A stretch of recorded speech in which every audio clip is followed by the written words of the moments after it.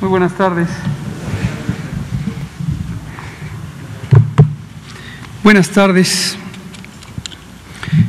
Son las 19 horas en punto de este viernes 2 de octubre. 2 de octubre, una fecha muy importante en nuestra memoria. Vamos a iniciar la conferencia de prensa diaria sobre COVID-19 en el Palacio Nacional de México, en la Ciudad de México. Y hoy tenemos el informe técnico que presentará brevemente el doctor José Luis Alomía. Bienvenido, doctor Alomía. Y también nos acompañan para comentar sobre el Día Nacional del Maíz la doctora Marilena Álvarez Builla, nuestra directora general del Consejo Nacional de Ciencia y Tecnología, una aliada fundamental del bienestar, del sistema de bienestar, incluido el Sistema Nacional de Salud. Bienvenida, Marilena. Y nos acompaña también el doctor Eduardo Villegas Mejías, quien es el coordinador de Memoria Histórica y Cultural de México y que es un experto también en estos temas de recopilación histórica. Muchas gracias, Eduardo, bienvenido.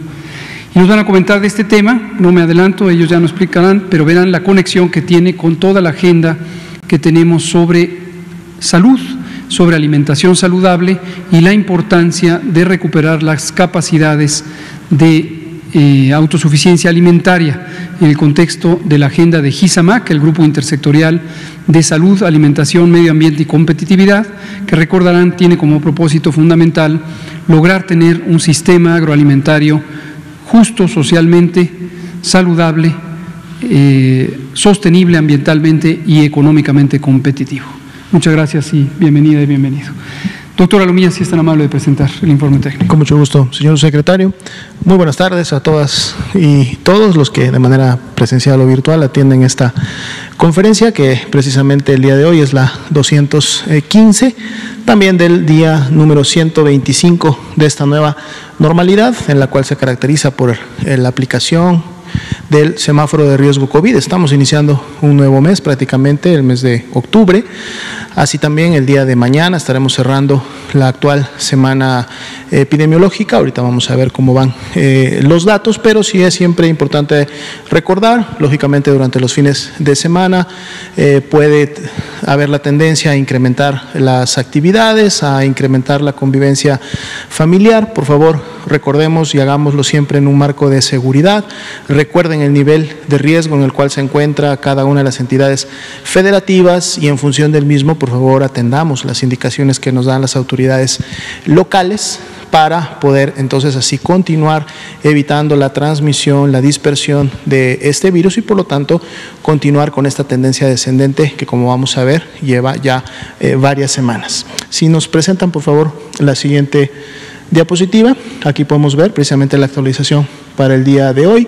1.983.157 son ya las personas que hasta el momento han sido clasificadas como caso sospechoso y por lo tanto notificadas en el sistema oficial, que tiene como objetivo precisamente integrar toda la información alrededor de los mismos y podernos proveer las estadísticas no solamente a nivel nacional que día a día presentamos, sino también a nivel local para la toma de decisiones. De este grupo, de este gran grupo de personas que hasta el momento han sido notificadas, el día de hoy actualizamos con un poco más de 753,000 las que ya dieron positivo a la prueba que identifica el virus SARS-CoV-2, por lo tanto son nuestros casos confirmados acumulados hasta el momento de COVID-19. Pero así también más de 905,000 personas han salido negativas, es decir, componen los casos descartados y a ambos grupos los vemos representados, a los primeros, es decir, a los confirmados, en las barras de color café claro, que está en la parte inferior, y en la parte superior, en las barras de color verde, están precisamente todos aquellos que ya han sido negativos. Así también tenemos para el día de hoy 43,179 personas a las cuales todavía esperamos poder obtener un resultado de laboratorio y cuando lo tengamos podrán pasar o al grupo de confirmados o al grupo de descartados. También graficamos aquellas personas que en su momento no fue necesario tomarle una muestra o aún tomándole la muestra por alguno de los procedimientos que ya explicamos en conferencias anteriores, esta muestra no podrá obtener un resultado, pero sí es importante tenerlos en cuenta para efecto de las estimaciones que en su momento realizamos. Estamos prácticamente por cerrar la semana el día de mañana, como comentábamos, sigue en 40% ese porcentaje de positividad que vimos incrementado en un punto porcentual durante el transcurso del desarrollo de esta semana, y dado que está pronto a cerrar, pues será importante que el domingo, cuando grafiquemos la semana 39, veamos cómo continuó el comportamiento del mismo. Veamos la siguiente diapositiva.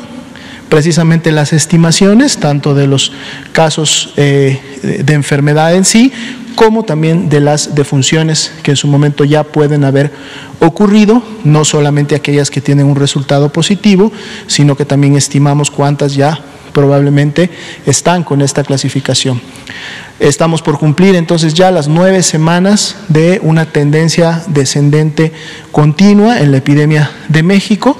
Para las últimas 2 semanas graficadas, que serían la 37 y la 38, pues este descenso todavía es de un menos 3%. El día de mañana será el último día de movimiento y igualmente veremos cómo continúa el comportamiento de esta curva el día domingo. Ya veíamos que también la tendencia de las defunciones ha ido en descenso. Para el día de hoy, las últimas 2 semanas es de menos 32%, y esto sí prácticamente se ha mantenido alrededor de estos porcentajes. Continúa también en 5% la proporción de los casos activos estimados, que como sabemos representan la epidemia activa en México, porque inclusive al menos 541.518 personas ya se han recuperado de la enfermedad.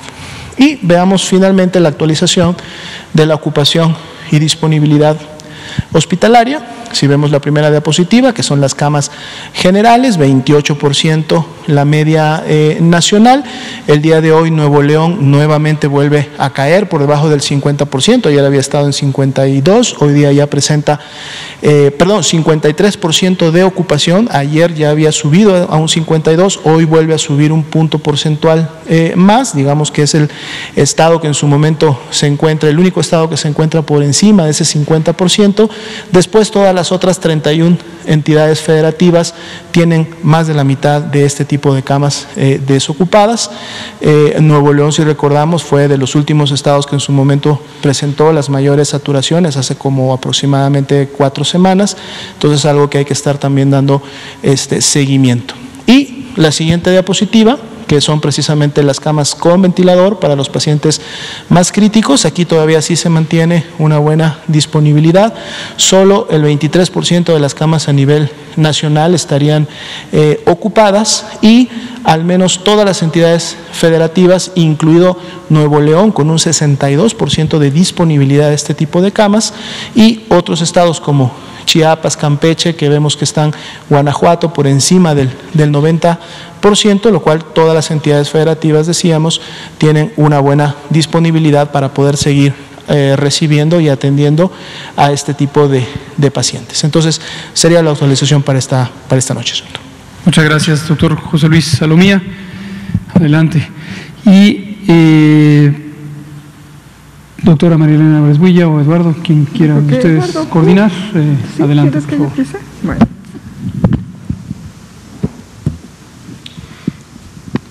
Muchas gracias. Si me pueden pasar la presentación, me voy a parar por acá. Yo les voy a hablar justamente en el contexto de esta colaboración interinstitucional, como desde el CONACYT, que es esta entidad federativa del gobierno federal encargada de articular las políticas de investigación científica, de desarrollo tecnológico y de innovación, cómo estamos comprometidos con, le falta una R ahí, agroecología, alimentación sana, hacia como base para la salud en la cuarta transformación. La que sigue, por favor. La herencia neoliberal se puede resumir en lo que tiene que ver con la destrucción del sistema agroalimentario en esta transparencia, puesto que lo que encontramos, igual que en el sistema de salud, es un sistema agroalimentario sumamente precario, una precariedad alimentaria, mala salud y deterioro ambiental. Y esto está muy relacionado con lo que decía el doctor Hugo López-Gatell al inicio.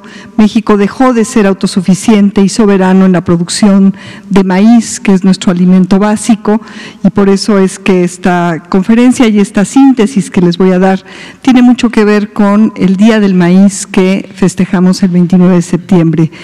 Estas políticas neoliberales que además en el ramo agropecuario cobraron una importancia y un impacto muy fuerte, como vamos a ver, tuvieron que ver con las condiciones de negociación de un tratado de libre comercio, pero no solamente con eso, y entonces México dejó de ser autosuficiente en la producción de este cereal, que es nuestro alimento básico, y con ello se dio cauce a una serie de alteraciones, no solamente en la salud, sino en el sistema agroalimentario y también en el aumento. Se empezó a incrementar la importación de glifosato, que es un agrotóxico muy importante, que está asociado a, sobre todo, los cultivos transgénicos en los cuales se asperja de manera masiva. Entonces, no solamente se fue perdiendo la capacidad soberana de controlar la calidad de los alimentos, sino que se empezaron a importar alimentos que están teniendo graves consecuencias en la salud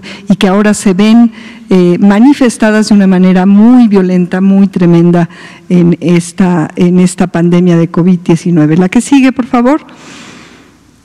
Aquí en esta gráfica ustedes podrán ver que el maíz importado en millones de toneladas antes de estos años previos a cuando se empezó a implementar de manera ya clara en el 94 el Tratado de Libre Comercio, México importaba cantidades muy pequeñas de maíz, alrededor del 93, inclusive éramos totalmente autosuficientes y por lo tanto soberanos en esta base alimenticia que está constituida por este cereal, que es el más importante a nivel mundial, pero en México es nuestro alimento básico. Ya en 2019 y en 2020 va adquiriendo una cantidad más o menos parecida de millones de toneladas que se están importando. La que sigue, ¿qué consecuencias tiene esto para la alimentación? Bueno, por ejemplo, les pongo acá un estudio muy reciente de este mismo año que hace una comparación de las cualidades o calidad nutritiva del maíz nativo en comparación al maíz industrializado, analizando las diferencias nutritivas de las tortillas industrializadas que provienen de harinas no nixtamalizadas, de maíces híbridos, sobre todo importados en una proporción importante, como vamos a ver en otro estudio científico posterior, cada vez con una proporción de transgénicos y de glifosato mayor. Y se compararon estas tortillas industrializadas con las tortillas frescas, artesanales, que están elaboradas con maíz nixtamalizado proveniente de una de las miles de variedades de maíces nativos, y lo que se encontró es que las propiedades nutricionales, nutracéuticas son superiores, y son superiores porque las tortillas que están elaboradas con este maíz nativo tienen mayores contenidos de proteínas, de fibras, de ácidos grasos de cadena intermedia que son muy saludables, tienen también contenidos de antioxidantes que pueden tener un papel muy importante en prevenir enfermedades crónico-degenerativas, y tienen un menor contenido de almidones que son diabetógenos, que engordan pero no nutren tanto como todos los componentes, la fibra, las proteínas, todo esto que les decía, y la diferencia es muy clara. Esto se sabía en el conocimiento popular, las y los campesinos tenían claro que a pesar de que es muy caro el cultivar estos maíces nativos en predios pequeñitos, en condiciones no industrializadas, les valía la pena porque, como dicen las madres campesinas, el maíz nativo, nuestro maíz nativo criollo, no solamente alimenta, sino cura. Y esto ahora, desgraciadamente, está viéndose de una manera muy penosa ante una amenaza de salud como la COVID-19. Estamos menos preparados porque ha habido una sustitución de este alimento tradicional nutritivo a un maíz industrializado que no solamente no es nutritivo, sino puede contener estos aditivos de la agricultura industrializada, como es el glifosato y los transgénicos, que pueden ser dañinos a la salud. La que sigue, por favor. A nivel mundial, esta agricultura industrial es la que se ha ido expandiendo, causando daños ambientales muy importantes y también importantes daños en la salud. Es decir, no podemos hablar de un sistema alimentario saludable si no nos vamos a la raíz, que es la producción de los alimentos y la agricultura. Se generan en esta agricultura industrializada de monocultivos extensiva nitratos de los fertilizantes en agua, y en Estados Unidos y Canadá hay datos clarísimos de asociación entre los productos producidos por esta agricultura, la presencia de algunos de estos químicos y la prevalencia que va en aumento y que es mayor en ciertas regiones asociadas a este sistema agroindustrial de cáncer y de otras enfermedades. Los plaguicidas que están prohibidos los encontramos, sin embargo, presentes en 29 ríos de la Unión Europea, es decir, estos agrotóxicos han llegado al ambiente y es sumamente difícil sacarlos de ahí. El arsénico, por ejemplo, se encuentra en aguas de riego y suelo en regiones agrícolas de China. Es decir, que esta problemática de cuál ha sido el impacto ambiental y su consecuencia secundaria en salud de la agricultura industrial no es solamente una problemática que enfrenta nuestro país, es una problemática mundial de cómo se ha ido cambiando el sistema de producción de alimentos hacia este industrial. La que sigue, por favor. Esta agricultura intensiva que requiere un uso muy grande de insumos también mecánicos, energéticos y de síntesis química, está ya asociada a problemas de salud en los trabajadores agrícolas, pero también en los consumidores. Hay estudios científicos que demuestran que se pueden asociar unas 200,000 muertes al año. Esto cobra una relevancia muy importante, puesto que estamos enfrentando una pandemia que produce una gran cantidad de fallecimientos, pero hay una base de enfermedad a nivel mundial, y en México ahorita lo van a ver de una manera muy, muy clara, que está asociada a un sistema de producción de alimentos que no solamente daña el ambiente, sino daña nuestros cuerpos y con esto la salud. Por esta situación de intoxicación del agua, por plaguicidas en países sobre todo desarrollados, pero también en países que tienen una población en condiciones todavía muy desfavorables sociales y económicas, como es el nuestro. La que sigue, por favor. Una de las consecuencias es que estos agrotóxicos llegan a nuestros alimentos. Entonces hicimos este estudio, de hecho este estudio se hizo en mi laboratorio, en el Instituto de Ecología. Pues yo soy investigadora de la UNAM, ahorita en licencia con este encargo en este gobierno, pero encontramos que el 82% de los alimentos analizados presentaron secuencias transgénicas, y las tortillas con estas secuencias recombinantes o transgénicas que encontramos en un 90.4% en el caso de las tortillas, también en un casi 30% presentaron glifosato. Glifosato, que es este agrotóxico que la OMS identificó como un probable cancerígeno en humanos. Esta presencia de transgénicos y glifosato en alimentos derivados del maíz es muy preocupante, pero lo es aún más cuando se presenta en las tortillas, que es prácticamente el alimento que todas y todos consumimos diariamente en este país. La que sigue, por favor. Y no solamente ha llegado a nuestro alimento, también el glifosato se ha encontrado en fluidos humanos de niños, niñas, adolescentes y adultos.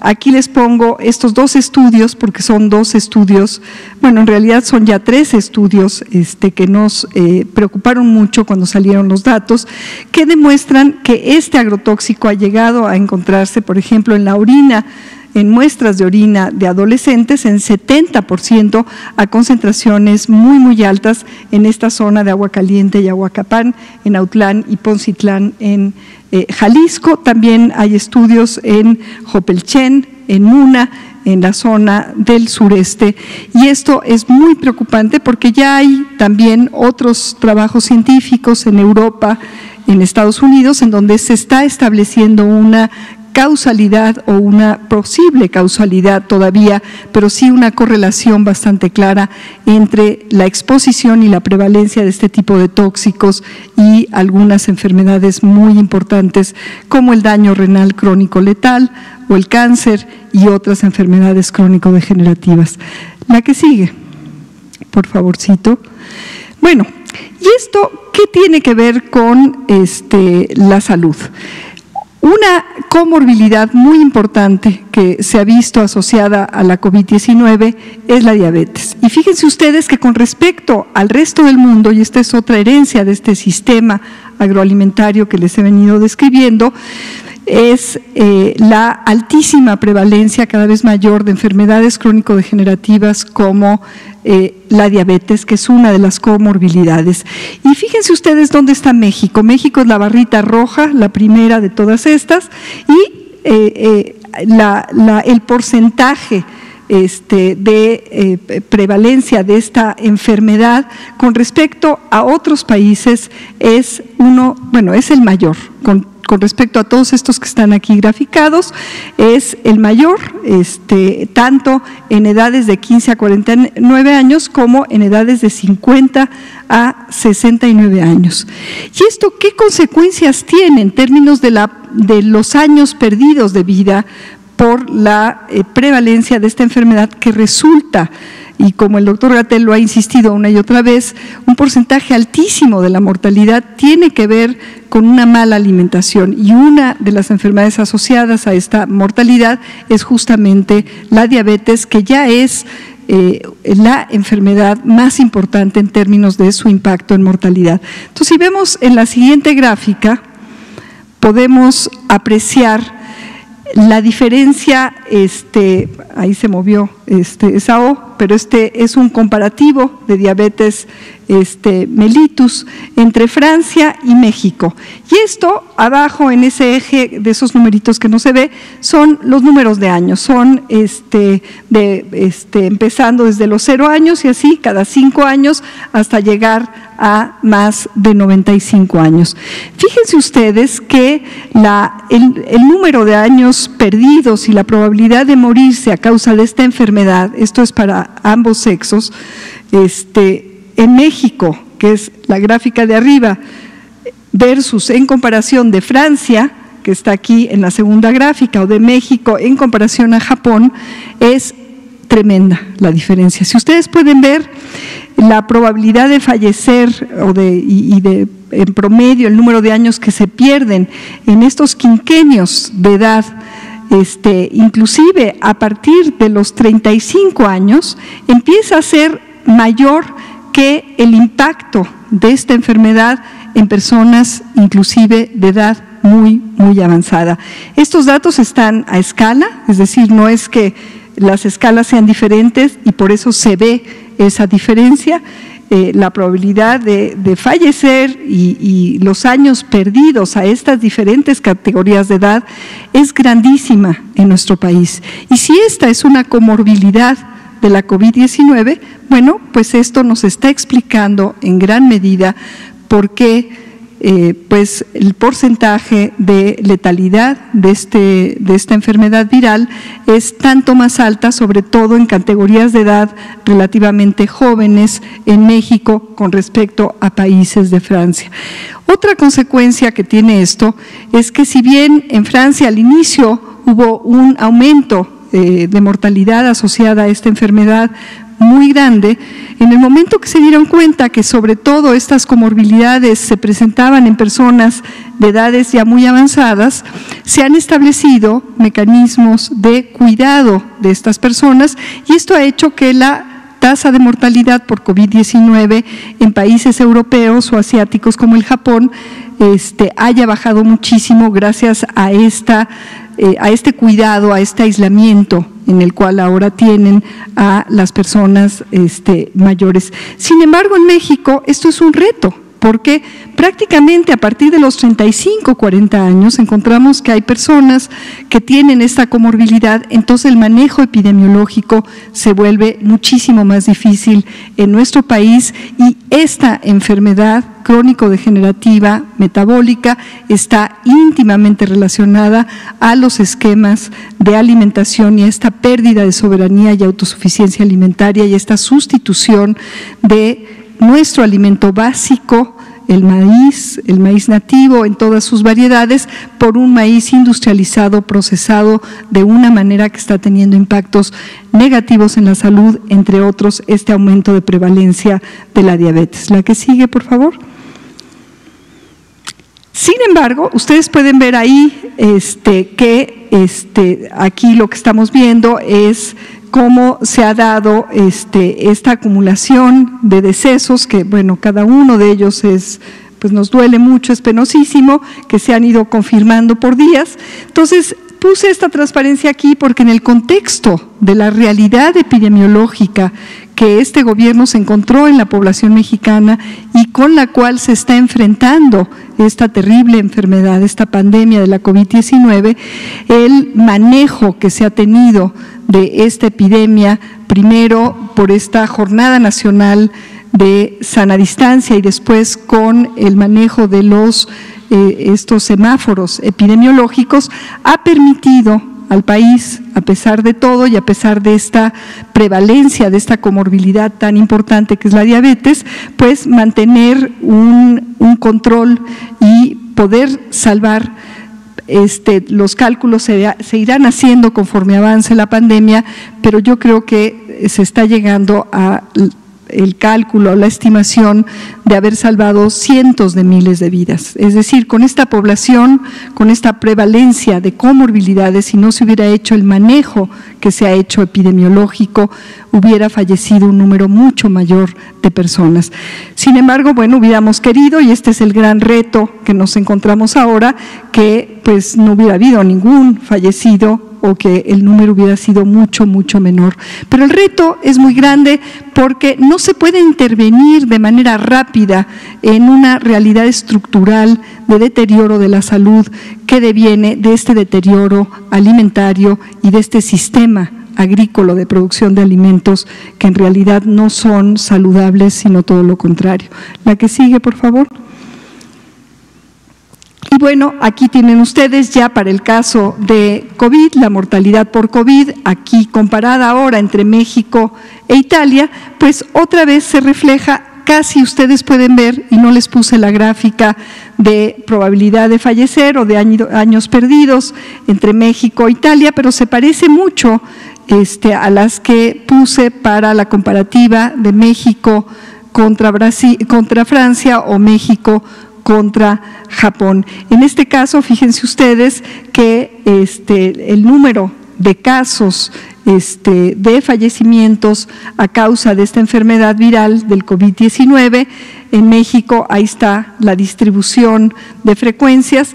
De hecho, el pico no se encuentra al final de la vida en las edades mayores de 70, 80 años, sino está en torno a los 60 años y empieza a aumentar de manera muy acelerada, mucho más acelerada que en el caso de Italia, por ejemplo, alrededor de los 35, 40 años. Si ustedes se fijan, este patrón de mortalidad por COVID-19 refleja bastante la distribución de frecuencias de la probabilidad de fallecer por diabetes. Obviamente es una de las comorbilidades. Entonces podemos decir que hay un sustrato epidemiológico que pues es muy difícil de manejar de manera rápida a corto plazo, que está causando estas altas probabilidades de fallecer en personas relativamente más jóvenes con respecto a lo que está pasando en otros lados del mundo,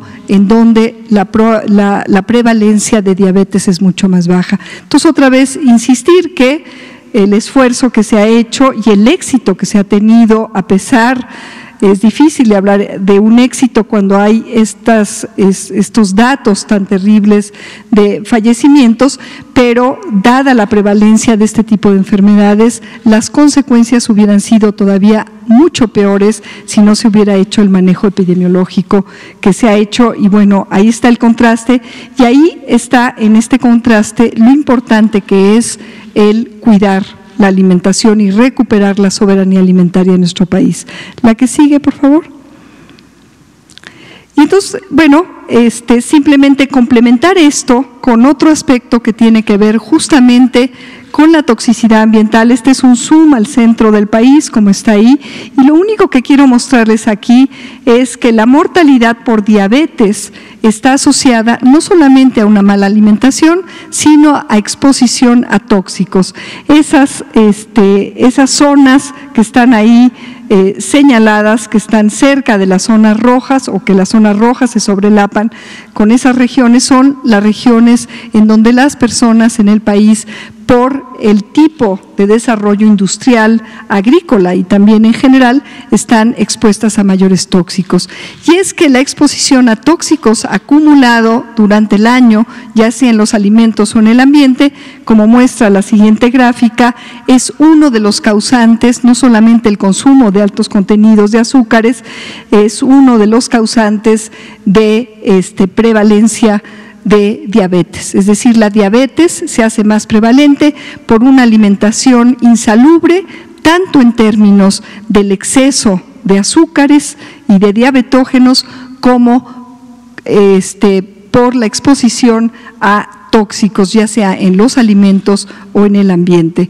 Y entonces, bueno, el reto es aún mayor, es un reto ambiental, es un reto agrícola y es un reto del sistema alimentario que resulta de la expresión de esta agricultura industrializada con altos niveles de químicos y su impacto en el ambiente y en la alimentación. La que sigue. Y bueno, también los maíces que no son nativos acumulan un porcentaje mucho mayor de estas otras toxinas que se derivan de los hongos, mientras que los maíces nativos, de los cuales tenemos miles de variedades y varias decenas de razas, tienen un 99% menos aflatoxinas, que es un cancerígeno, que los maíces híbridos.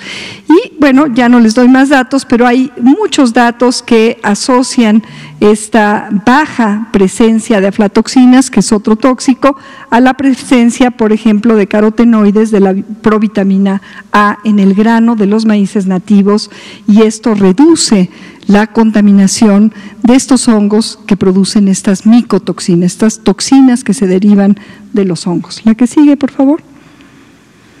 Y entonces, bueno, esto nos lleva a justamente, en esta celebración del Día del Maíz, que realmente en un país como México todos los días son días del maíz, a congratularnos del hecho de que a pesar de todo este sistema agroalimentario neoliberal, en México seguimos teniendo una diversidad de maíces nativos que están siendo regenerados y cultivados, cuidados por un número también muy grande de comunidades campesinas, indígenas y mestizas en todo el territorio nacional. Es el resultado de una sabiduría heredada a lo largo de 10,000 años de las tradiciones milenarias mesoamericanas que siguen vivas en este país y que a pesar de todo han resistido desde sus territorios y han cuidado esta biodiversidad que es valiosísima no solamente para el país sino para todo el mundo. La que sigue, y por eso es que no podemos separar esta diversidad de maíces nativos de la riquísima diversidad también de culturas, es decir, son regiones bioculturales en donde la diversidad biológica, agrobiológica que se regenera en las milpas a lo largo y ancho del territorio está asociada a esta diversidad cultural, y por eso es que, como ven en la siguiente transparencia, en esta cita tan emblemática de, si pasamos adelante, por favor. de nuestro admiradísimo Guillermo Bonfil Batalla. El maíz es una planta humana, cultural en el sentido más profundo del término, porque no existe sin la intervención inteligente y oportuna de la mano, no es capaz de reproducirse por sí misma, y al cultivar el maíz, los seres humanos también se cultivaron. Y diría yo, nos seguimos cultivando porque afortunadamente para los mexicanos, las mexicanas y el mundo entero, esta diversidad sigue viva, sigue regenerándose, inclusive, diría yo, sigue evolucionando, cambiando y creciendo en las manos de las y los campesinos de nuestro país. La que sigue, por favor. Las tortillas de maíz nativo, como les decía, tienen muchas mayores cantidades de proteínas, antioxidantes, en fin, esta es una síntesis de todo aquello que he estado resumiendo, y tenemos entonces en las manos, y gracias al trabajo campesino, un alimento realmente envidiable, y es muy importante pues hacer todo lo que sea posible, y desde el gobierno hay muchas iniciativas para fomentar la recuperación de estos maíces y sobre todo apoyar y coadyuvar a que las comunidades campesinas recuperen su capacidad de producir suficientes alimentos sanos provenientes de estas milpas biodiversas y de esta diversidad de maíces para mejorar la salud comunitaria en lugar de estar adquiriendo alimentos que son tóxicos o que son insalubres. La que sigue, por favor. Y ya vamos terminando. Quisiera cerrar con 2 transparencias diciéndoles cómo desde CONACYT y en articulación muy estrecha con todas las instituciones que forman este grupo institucional de GISAMAC, el CONACYT, comprometido con no solamente el entendimiento profundo de la situación que encontramos en nuestro país en torno a problemáticas urgentes de atender, desde luego la salud, la alimentación son esenciales, sino de cómo desarrollar una política científica transformadora de esta realidad y que realmente contribuya al cambio acorde con todos los principios que nos guían en este gobierno, en esta 4ª transformación. La que sigue. Y entonces esto se constituyen, lo que representa es que lo que estamos haciendo es ir de los problemas, de los retos a la solución a través de esta articulación virtuosa de las capacidades que tenemos en el país. Estos son los programas nacionales estratégicos del CONACYT. La que sigue, aquí se muestran rápidamente los 10 programas nacionales estratégicos, verán que uno de ellos es soberanía alimentaria, están íntimamente relacionados todos ellos, emergen de esfuerzos académicos, científicos, del sector público, del sector social y del sector privado. El Programa Nacional Estratégico en estrecha articulación tanto con la Secretaría de Salud como con Agricultura, etcétera, y con varias otras. La que sigue está centrado en algunos de estos, en estos temas que son algunos de los que se están ya trabajando en proyectos interinstitucionales, interdisciplinarios. Uno de ellos, por encargo directo del señor presidente de la República, el licenciado Andrés Manuel López Obrador, es transitar hacia una alimentación sin el uso de agroquímicos nocivos como el glifosato y los organismos genéticamente modificados, hacia una alimentación agroecológica pertinente culturalmente, mucho más saludable. La que sigue, pero también, estamos echando a andar, por ejemplo, aquí en este Programa Nacional Estratégico de Sistemas Socioecológicos tenemos ya 49 proyectos de sustentabilidad en sistemas alimentarios que están siendo realizados o aterrizados en todo el territorio nacional. No tengo tiempo de profundizar, pero como estos hay proyectos ya en todo el territorio en colaboración estrecha con las comunidades, porque el mensaje central de lo que yo quería presentarles con motivo de este Día Nacional del Maíz, el 29 de septiembre, es que no podemos transitar de una manera automática hacia un sistema alimentario saludable si no articulamos estos esfuerzos con la transformación de los sistemas también agrícolas de una manera integral y en acompañamiento a quienes hoy por hoy producen todavía la mayor parte del maíz que consumimos, que son las comunidades campesinas. La que sigue, simplemente para cerrar, entonces la meta es recuperar esta soberanía alimentaria que en su base requiere la recuperación de la autosuficiencia alimentaria, sobre todo en el maíz, que es nuestro alimento básico, el plantear nuevas formas de producir alimentos con este grupo interinstitucional, intersecretarial, un sistema agroalimentario saludable, sostenible, justo y competitivo, que implica la recuperación ambiental y social en el territorio, en todos los territorios, y la erradicación de epidemias de sobrepeso, malnutrición, y obviamente la pobreza extrema asociadas a las comorbilidades que hoy implican el reto mayor, diría yo, frente a esta pandemia en nuestro país. Muchas gracias. Muchas gracias. Gracias, doctora Marilena Álvarez Builla, directora general del Consejo Nacional de Ciencia y Tecnología. Estimado Eduardo, adelante, por favor.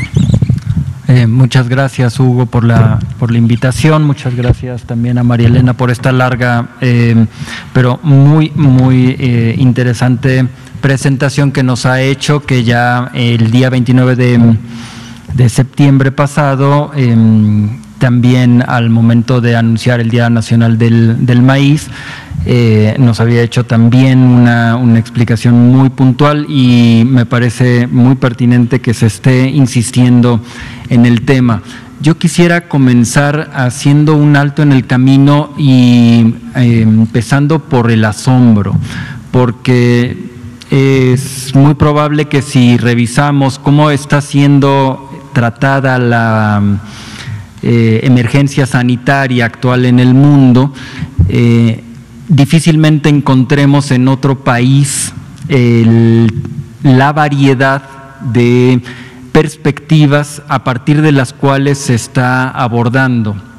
Y esto lo digo en un tono sincero de asombro, porque las sociedades no somos laboratorios, las sociedades no somos un microorganismo que podamos llevarnos a un tubo de ensayo y ahí aislarlo y decir, bueno, vamos a poner a los humanitos en cierta parte, sino que justamente necesitamos tratar con muchísimas variables, una de las cuales es la salud, y dentro de la salud una de las cuales es específicamente esta enfermedad. Pero como nos muestra el problema que muy bien señala la directora del CONACYT, hay otras enfermedades, la más grave de las cuales probablemente sea la de la diabetes, pero hay otras que no están aquí siendo tratadas y que sin embargo quedan fuera de los análisis cuando se dice, bueno, ¿cuántos muertos por esto?, ¿no? Como si fuera simplemente una cuestión numérica. Y lo digo también porque hay un problema que se debate todo el tiempo en México como en el mundo en términos de su impacto económico, y entonces los gobiernos aquí y en todos lados se tienen que luchar entre Sile y Caribdis, por decirlo así, entre privilegiar específicamente el tema de la salud o privilegiar el tema económico y permitir las transacciones en las calles y demás. Digo, lo vemos aquí en el Zócalo, en el centro histórico y en muchas partes de México, en donde gobiernos locales y estatales también están tomando esas decisiones que son profundamente difíciles, entre decir, bueno, vamos a privilegiar el que la gente no se contagie. Sí, no se contagian, pero al mismo tiempo dejan de comer porque no están teniendo posibilidad de realizar sus actividades. Entonces, en ese planteamiento es precisamente como pensarnos que somos sociedades, que requerimos una gran cantidad de interacción con elementos de todo orden para poder funcionar como sociedad, es que en este gobierno, por instrucciones del presidente de la República, existe la orientación hacia la memoria histórica y cultural como uno de los compromisos que realizó desde el 1 de diciembre de 2018. Es en ese sentido que un compromiso como este de fomentar la memoria histórica tampoco es una cuestión aislada, sino que va en el mismo conjunto, y de esa manera se entiende un poco por qué quien está, digamos, buscando impulsar la recuperación de la memoria histórica llega a una conferencia sobre algo que parece completamente aislado, como es el tratamiento de un problema sanitario. Solo para desarrollarlo de una manera muy breve, quisiera dar como 3 elementos en mi exposición. 1 respecto del contexto, 2 respecto de la visión a partir de la cual estamos desarrollando este tratamiento de la memoria histórica, y 3 las acciones en específico que corresponden en el área que aquí se convoca.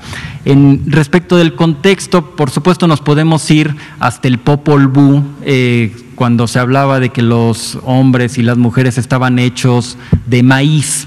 Pero voy a abreviar esa historia y simplemente señalar un dato que de alguna manera ya ha sido señalado por María Elena, en el sentido de que en la cita de Bonfil se dice que el maíz pues requiere ser cultivado por la mano humana, que no crece de manera natural. Bueno, ciertas variedades, hilos, teocintles y qué sé yo, pueden encontrarse de manera, digamos, silvestre, pero en general el maíz que consumimos tiene que ser cultivado. Y al ser cultivado también nos cultiva. Bueno, el dato que quiero señalar es precisamente que el cultivo del maíz es al mismo tiempo el cultivo de la propia humanidad que vive en estas tierras. Y esto no en un sentido metafórico, lo digo en un sentido histórico, porque es gracias al cultivo que las propias sociedades cazadoras recolectoras finalmente se empiezan a asentar en lugares, y el asentamiento a través de la agricultura, que en este caso es a través del maíz, pues es lo que permite el desarrollo de las ciencias, de las matemáticas, digamos, culturas ya mucho más evolucionadas que las que permite ir de un lugar a otro evolucionando.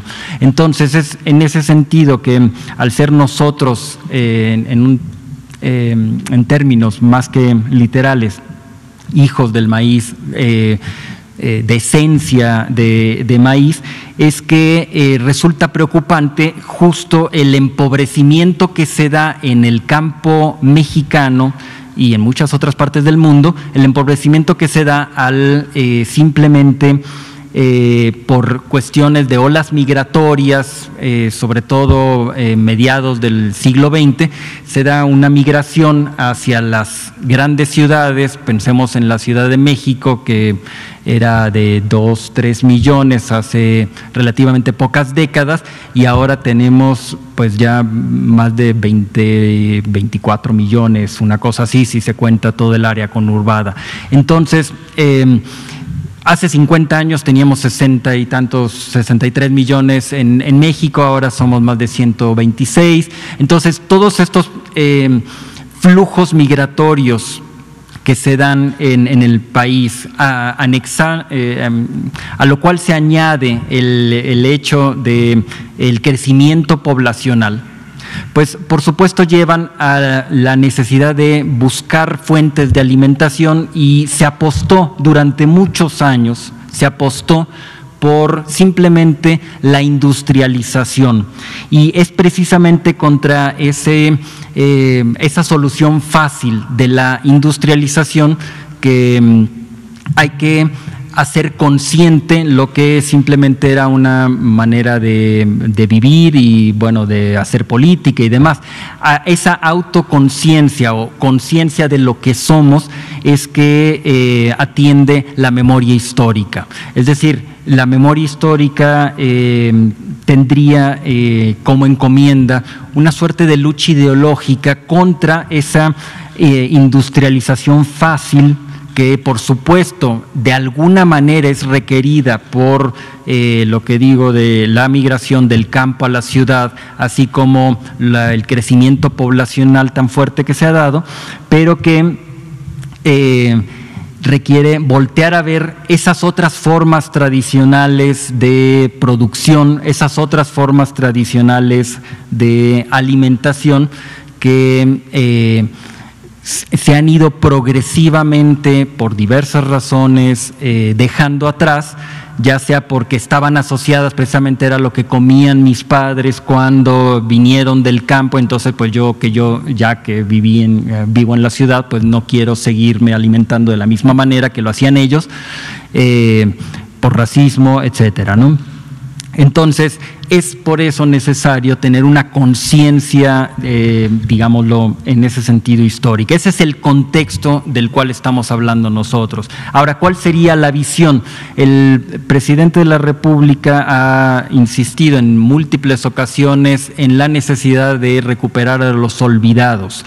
Y en este caso específico, cuando pensamos en cómo nos alimentamos, si es que somos hombres y mujeres de maíz, quienes son los olvidados son, digamos, dos grupos. Por un lado hablaría yo de las y los productores en el país, es decir, voltear a ver que nos alimentamos gracias a quienes producen estos alimentos, básicamente los campesinos, y darle un lugar en nuestra cosmovisión al campo, y por otro lado a las mujeres, como aquellas que serían quienes originariamente, haciendo un ejercicio de especulación, han sido las que precisamente domesticaron al maíz, y bueno, con la explicación que ya he intentado esbozar, de que ha sido el maíz el que nos civiliza. Entonces, con esta visión de los olvidados, las olvidadas de nuestro país en un contexto de memoria, es que hay que tratar el tema de una manera integral.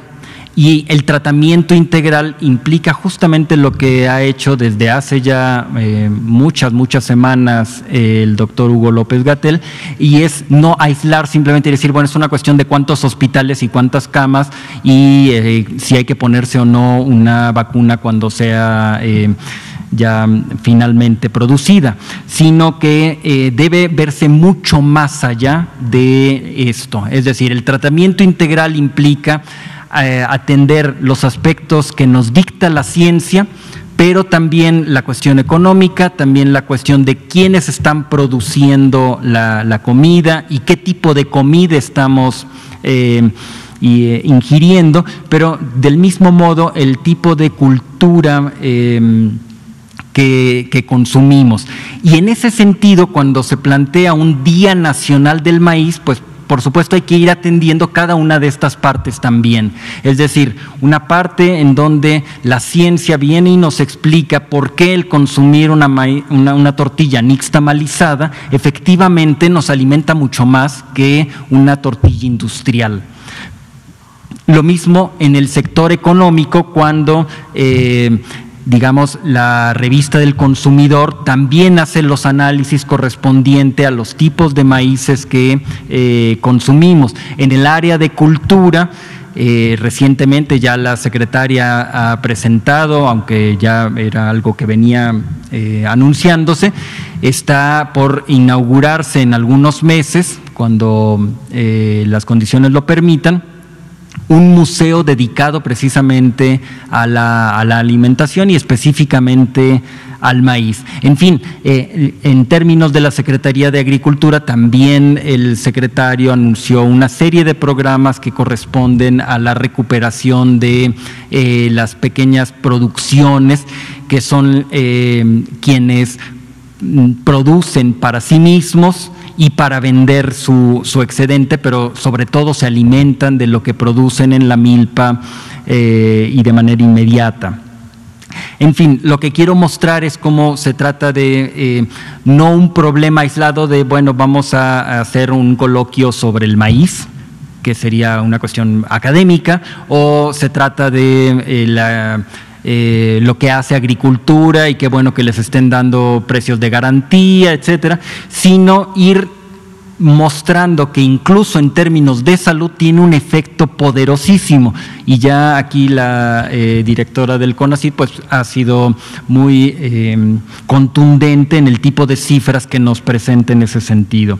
En fin, concluyo mostrando que efectivamente tenemos un Día Nacional del Maíz que se impulsó en la Cámara de Senadores, notablemente con Jesús y con Ana Lilia, ¿no?, que también son aquí grandes amigas del subsecretario, pero que no es el único producto que consumimos y que por ello es necesario, como lo hemos hecho a través de un programa que quisimos impulsar, que denominamos Nuestra Riqueza, en donde empezó Nuestra Riqueza con el maíz hace un año, el 29 de septiembre de 2019, pero que continuó con una serie de celebraciones poco antes de, digamos, ya empezar lo más fuerte de este encierro en el que estuvimos obligados, que fue por el frijol, pero de la misma manera por el chile.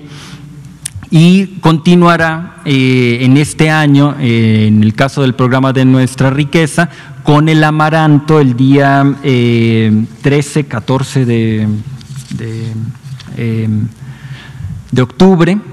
Vamos a celebrar, que me parece que es 14 de octubre, el Día Nacional del Amaranto, en donde de la misma manera vamos a repetir el ejercicio del amaranto como un producto que tiene una gran cantidad de propiedades. Iba a decir un chiste ahí, pero mejor me lo ahorro. Como algún político, ¿no?, que se le descubren muchas propiedades cada día, que es el mismo caso que el nopal, ¿no? Tanto el amaranto, que será a mediados de octubre, como el nopal, que será a principios de diciembre, serán los dos productos con los cuales cerraremos este ciclo de productos que son originarios de nuestro país. Y vamos a seguir con otros programas en donde se van a enfocar a retomar algunos productos que no son necesariamente de nuestro país, pero que también son importantísimos, como el café y la miel, y recuperaremos, por supuesto, también otros como el cacao y bueno, ya no, la calabaza, etcétera. O sea, bueno, ya si sacamos aquí todos, en fin, lo que simplemente quería compartir con ustedes era esta reflexión acerca de la importancia de un tratamiento integral, porque la defensa, en este caso muy concreto del maíz, la defensa del maíz finalmente nos lleva a la defensa de una mejor sociedad. Muchas gracias. Gracias, doctor Eduardo Villegas, coordinador de la memoria histórica en nuestro país. Nos quedan unos pocos minutos para dos preguntas. Vamos a empezar con Rivelino Rueda, pidiéndole que sea una pregunta más sintética, y Liliana Noble. Sí, muchas gracias. Sí, rapidísimo. Hace 3 viernes la directora general de Reversos de nuestro portal, Mónica Loya, tuvo una entrevista virtual con Arantxa Colchero.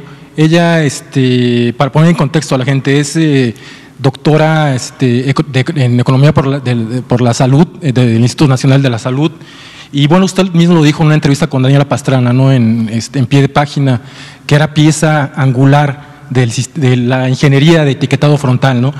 Me pareció muy interesante una pregunta de una muchacha que estaba siguiendo el conversatorio, Ruth Pedrosa, le doy el crédito, y le preguntaba si con este etiquetado frontal se pierde la oportunidad de educar a la población para una dieta correcta. Con pues 2 palabras, ¿no?, 3 palabras en un octágono negro. La doctora comentaba que en sí mismo el etiquetado, el octágono, es un gran avance para la educación nutricional de los mexicanos.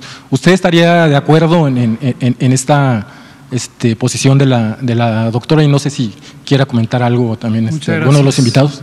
Gracias. Sí, conozco el trabajo de la doctora Colchero. Efectivamente, ella ha contribuido muchísimo al diseño, evaluación de los impuestos a las bebidas azucaradas y en general el uso de impuestos como una medida fiscal de salud. El propósito de los impuestos en general es este tipo de impuestos, los impuestos especiales, también conocidos como impuestos saludables o impuestos piguvianos, tienen como propósito disuadir el consumo de un producto que puede ser nocivo para la salud. Tabaco ha sido uno de los ejemplos clásicos, el alcohol y ahora la comida o los alimentos, elementos ultraprocesados y procesados y también las bebidas azucaradas. Esto fue una política muy exitosa que se implantó en México con un impuesto de 1 peso por litro en bebidas azucaradas carbonatadas. Se logró una reducción promedio de 7% en el consumo de refrescos a lo largo de los primeros 2 años de la medida y se ha mantenido estable. Se recomendó en su momento que el impuesto fuera mayor y se esperaría que el efecto fuera aún mayor si se incrementara el impuesto. Ahora, respecto al etiquetado, también ahí nuestros colegas del Instituto Nacional de Salud Pública han sido fundamentales, en particular el doctor Juan Rivera, el director del instituto, y el doctor Simón Barquera y sus equipos de trabajo, en el diseño, conceptualización, adaptación y desde luego implantación de los etiquetados. Me parece interesante la pregunta que le hicieron en ese panel a la experta y consideramos que no es sustituto, los etiquetados no son sustitutos de la educación nutricional, que desde luego tiene que hacerse y la vamos a hacer en forma amplia. Hemos, como ya mencionaba el doctor Villegas, vemos de manera integral el fenómeno, no es una intervención a la vez, ni un poco conjunto de intervenciones resultarían exitosas. Tiene que ser una política integral que vaya además a los elementos estructurales, cómo se determina económicamente el acceso o no a una alimentación saludable. Ya lo explicaba la doctora Álvarez Builla, depende de la erosión, de la destrucción, del desmantelamiento que ocurrió en los últimos 30 años del sistema agroalimentario mexicano. Necesitamos reconstruirlo para que sea un sistema que armónicamente contribuya a la salud, a la sostenibilidad ambiental, a la justicia social y además a la competitividad económica. Y como comenta también de nueva cuenta el doctor Villegas, esto requiere un nuevo replanteamiento cultural para que la cultura alimentaria esté sustentada o alineada con esta nueva perspectiva de una alimentación saludable y no la alimentación o mala alimentación que tenemos, causante de la mitad de las muertes en el país cada año, que está basada en productos industrializados de baja calidad nutricional y altísimo poder calórico y de otros productos dañinos. Pero no es un sustituto. Cada pieza contribuye a un mosaico. El doctor Ruy López Ridaura ha explicado también de manera integral Gisamac, el doctor Juan Rivera, el doctor Ernesto Acevedo. Como se puede ver, Gisamac por eso es un grupo intersectorial en donde participan más de 35 organizaciones, tanto instituciones como organizaciones sociales que no tienen conflictos de interés, y los organismos internacionales de alimentación y agricultura, la FAO, de salud, la OPS-OMS, y de protección a los intereses de la niñez, el Fondo para la Infancia de Naciones Unidas, UNICEF. Muchas gracias, Rivelino. Última pregunta, Liliana Noble, nos queda medio minuto. Hola.